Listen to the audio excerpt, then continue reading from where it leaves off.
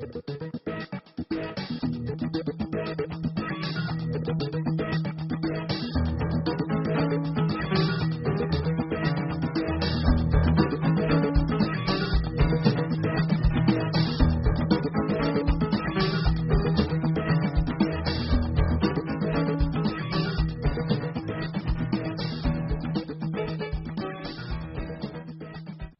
would happen if the Earth suddenly increased its speed by 30%?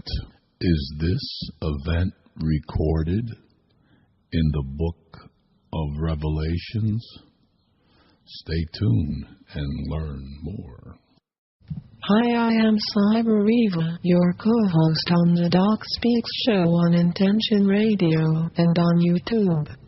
Now here is Doc, a voice that comes to you from the internet wilderness deep in cyberspace.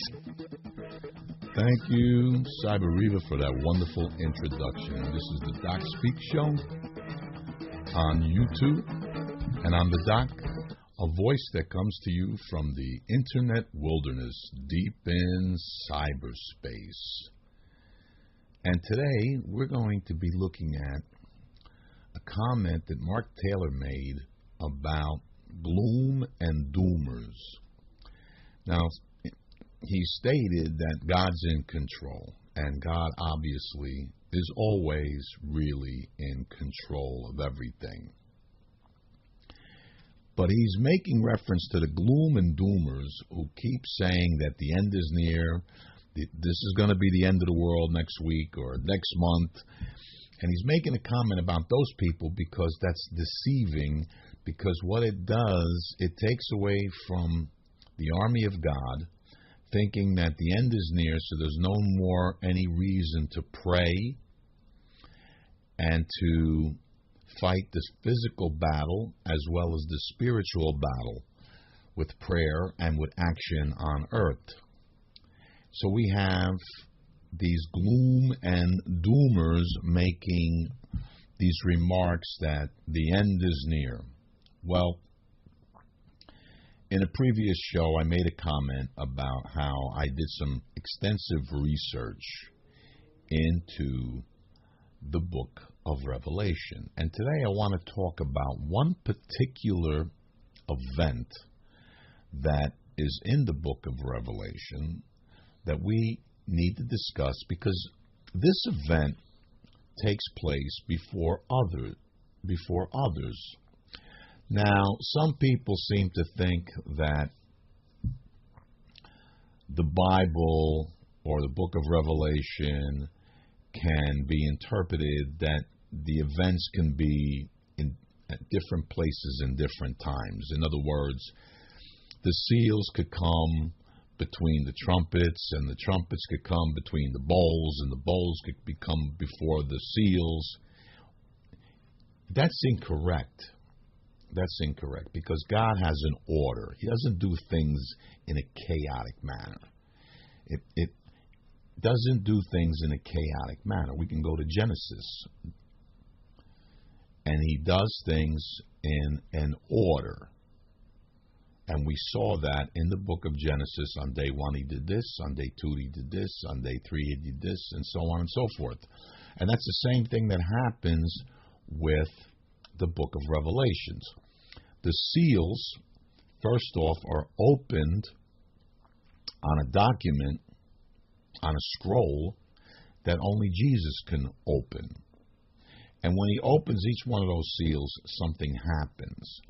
And you'll notice that the seventh seal, or the seventh trumpet, introduces the following concept. Seventh seal introduces the 7 trumpets, and so forth. So we know that there's an order to what God has in mind. But I want to deal with a specific event that comes before the bowls, because the bowls are the wrath of God, His judgment on earth, and now He brings the plagues. So before the plagues come, there's a series of events that take place. And I want to be talking about this one particular one because this one here would really make people either wake up or really fall asleep.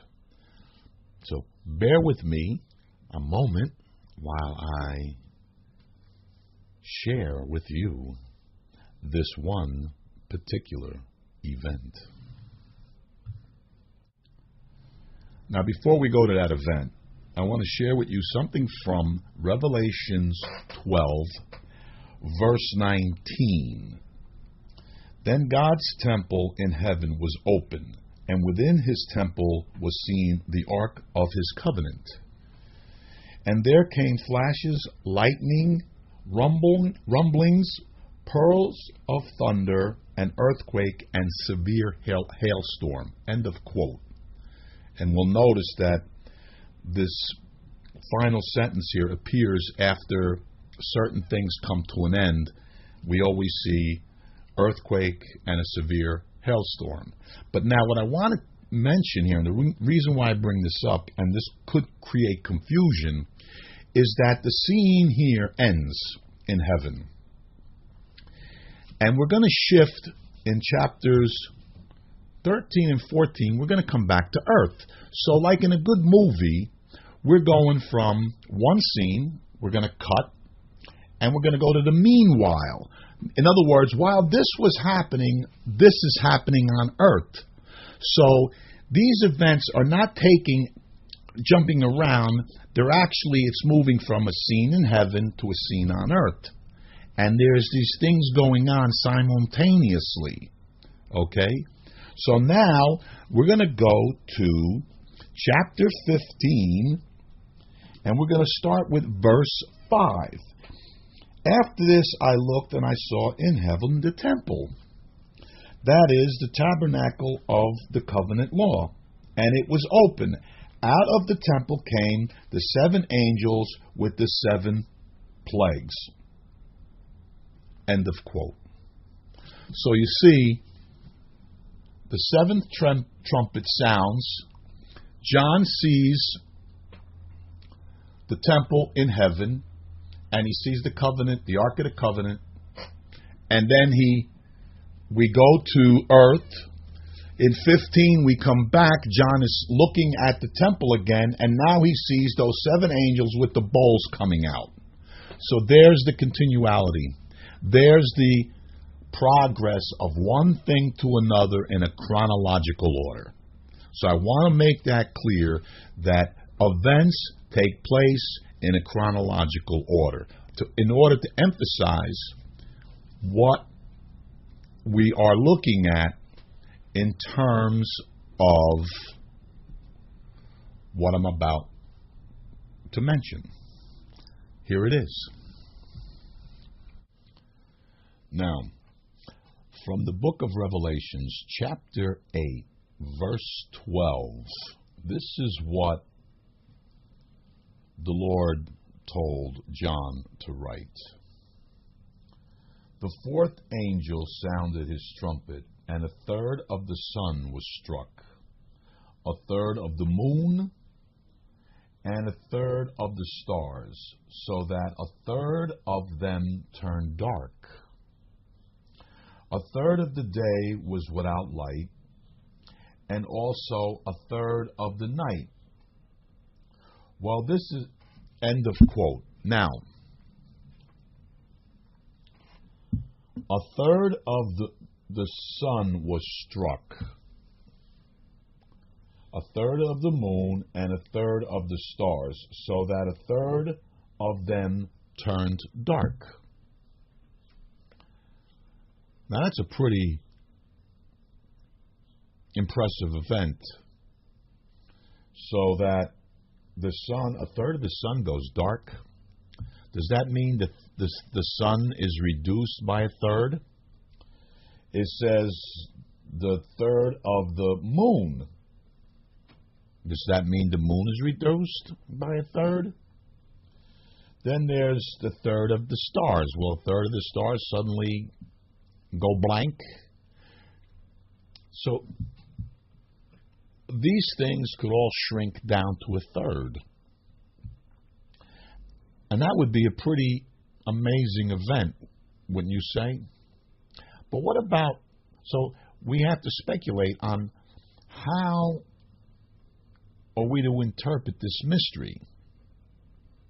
See, because anybody, now we're going to get all kinds of people making comments about this, but how do we really know how that is supposed to be interpreted in terms of the sun?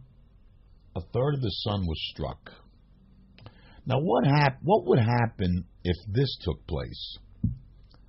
Let's suppose in Planet X that's coming by today, this supposedly coming by any day now, and it's going to destroy the planet. That's the gloom and doomers. And that's the end of the world.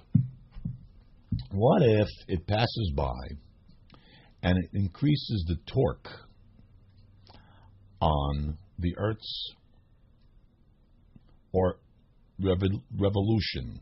It's spinning on its axes.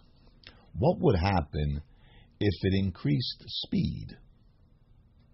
Well, if it increased speed and it increased by 30%, then what would happen is the day would be reduced by a third. The night would be reduced by a third. And therefore, so would the stars. So our day would now become 16 hours. Is that a possibility? That, and if you check the law of physics, you will know that when you increase torque or reduce inertia, you increase speed. Either one of those two things will have an effect on speed. So here's a major event, whether somehow the sun shrinks or the moon shrinks or the stars disappear or the earth speeds up, something has to happen like that describes this particular passage in chapter 8, verse 12 of the book of Revelation, and this is during the fourth trumpet. Now, there were one before this that I also mentioned on a different show, that a fiery mountain would slide off into an ocean. That event hasn't taken place. So we have two major events that are catastrophic. One, a volcano sliding off into the ocean. And two, the amount of daylight reduced by a third. And this is before we even get to the bowls. This is before we get anywhere beyond the fourth trumpet. Now that's a pretty significant event, wouldn't you say? So how can we put all the other things ahead of this one? Think about that for a moment.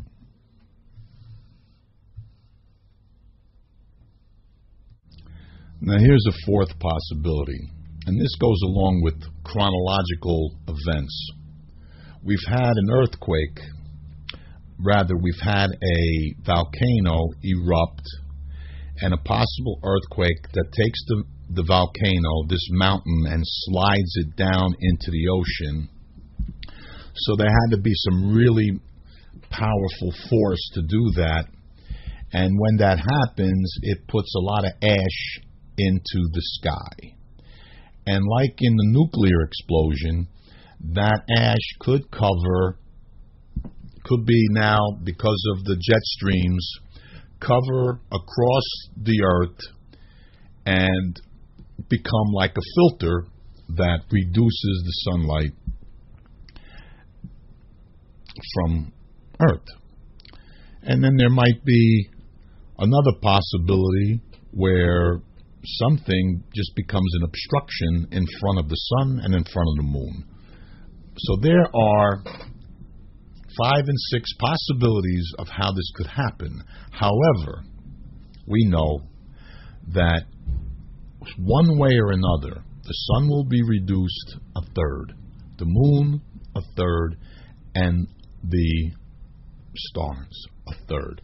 That is a given. We can only wait and see exactly how the Lord God does it. Now, let's just move to the next verse, 13, chapter 8, book of Revelations. And I quote, "As I watched, I heard an angel that was flying in midair call out in a loud voice, 'Woe, woe, woe to the inhabitants of the earth because of the trumpet blasts about to be sounded by these 3 angels.'" Woe, woe, woe. End of my quote. We're talking about woe. Ooh, here it comes. Here it comes. See, these 3 angels, when they blow their trumpets, are beginning to sound the judgment, the wrath of God that's about to come upon these people. This comes after the sun is reduced by a third, the moon is reduced by a third, and the stars are reduced by a third. So we have an order here. There's an order. It doesn't go random. A lot of people want to use the Bible like it's a smorgasbord dinner, and you pick and choose what you like, and then you point the finger at people who don't follow your methodology. Anybody can put together a series of comments and say, "Oh, this is what the Bible said because I took a verse from here, a verse from here, and a verse from here." But let's look at it like you're reading a novel from beginning to end. When you read a novel from beginning to end, you don't put the end in the middle, and the middle in the beginning, and the end, and the middle in the front. You don't do that. You read it from the beginning and you go to the end. Well, the Bible's the same as a book. It's a series of books that are put together in an order, because God has an order. He's not chaos. That's Satan's realm, chaos. God is orderly. So now we have an event that happens in the sky before an event that happens on earth with people.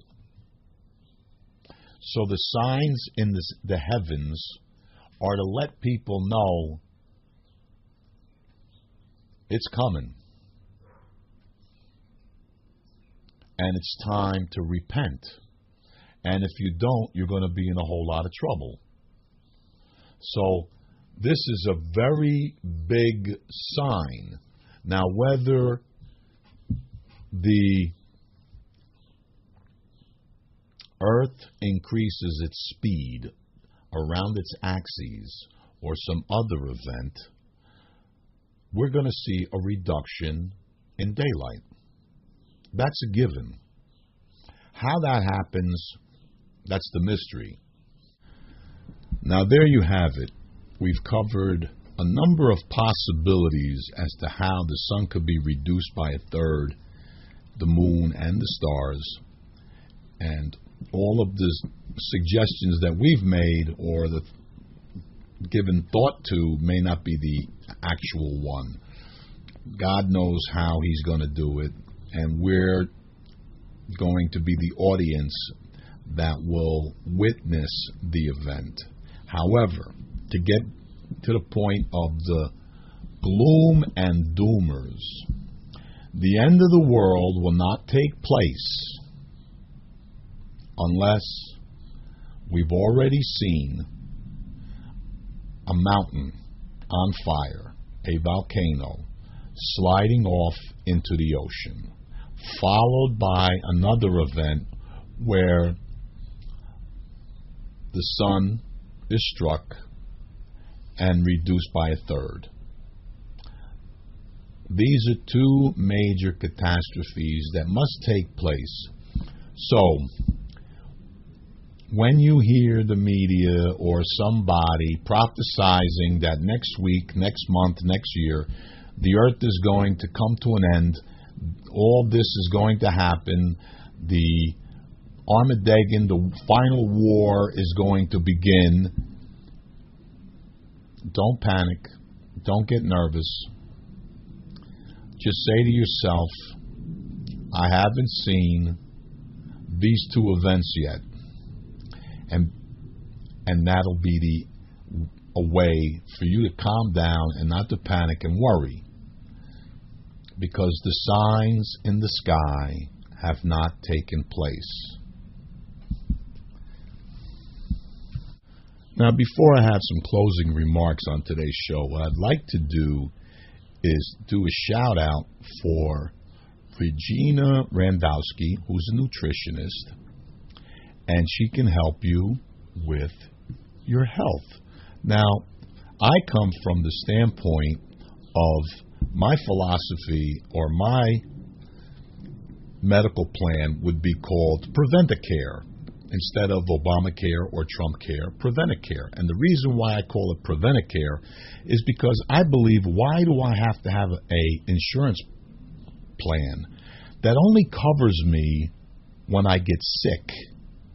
Why do I have to get sick in the first place? I'd like something that keeps me well. I don't want to get sick. I don't know about you, but I don't like pain. So I met Regina Randowski, and she told me about her program. And her program, what it's designed to do is to keep you well. And if you are experiencing some kind of illness, it may even help to improve it. And the reason being is because her program looks at, and she's a nutritionist, her program looks at your white cell structure and how your body immune system is working for you. So if your immune system isn't working properly, the likelihood of you getting sick is now increased. So she looks at your vitamin levels, your enzymes, your elements, your all sorts of things as to what your body is deficient in. And once they find that out, then they're able to provide for you the proper nutrients to build your body back to a healthy level. So contact me at the DocSpeakShow@gmail.com. Once again, DocSpeakShow@gmail.com. Ask for Regina's information, and I'll be more than happy to provide that for you. So keep that in mind. If you're suffering from diabetes, or you have a fear of getting cancer because of your family history, or maybe you're suffering from some kind of mental disorder, and I'm not talking serious things, but you're having some issues, it could be because you have a vitamin, nutrient, or mineral deficiency. So contact me at the DocSpeakShow@gmail.com, DocSpeakShow@gmail.com, and I'll be glad to give you the information to contact her. And now, for some closing remarks on today's show. You know one thing, that an event like this, that gives us the 1/3 reduction in sunlight is definitely going to be a sign that will take place before the woes, before the following 3 trumpets sound, because John clearly specifies that after this happened, he sees an angel flying saying, whoa, whoa, whoa. So that's in order. So we know that this kind of an event has to take place. We also know that a mountain has to fall into the ocean while it's on fire. That's another major event. So when people start saying this is going to happen, that's going to happen, the end is coming next week or next month or next year, and we haven't seen this sign yet, then we know that that's a false prophecy. That whoever's spewing that is not telling the truth. Or, well, they could be telling the truth, but their timeline is off. Their timeline is off. Now, another statement by Mark Taylor was that when he got the prophecy that Donald Trump was going to become president on April 28th, 2011, he thought that it was going to be for the 2012 election. But it didn't happen, you see, because certain things had to take place. So he got the call, he got the message, but he himself thought it was going to be 2012, not 2016. So we have to be very careful when we're trying to dissect prophecy and we're putting our own spin on it. We have to be very careful of that, especially in the book of Revelations that says that it comes with a blessing or a curse. So we have to be careful that we're not misinterpreting it or putting things out of context or out of place. But this is an event. How that event will take place, only God knows. We can speculate on how he might do it, but only God knows how he's going to do it. So, but we do know that there's going to be a reduction in light. There's going to be a reduction in sunlight, moonlight, and the stars, the light from the stars. So keep that in mind. Go look at chapter 8, verse 12 and 13, and continue along to read it for yourself and meditate on it and see what kind of spin, rather, what kind of thought makes you think of how that might take place. But we do know it will take place in some form. So we hope you tune in to our next YouTube broadcast. We hope that you subscribe to the show. We hope that you share the information with your friends and family. And until then, until the next time, God bless.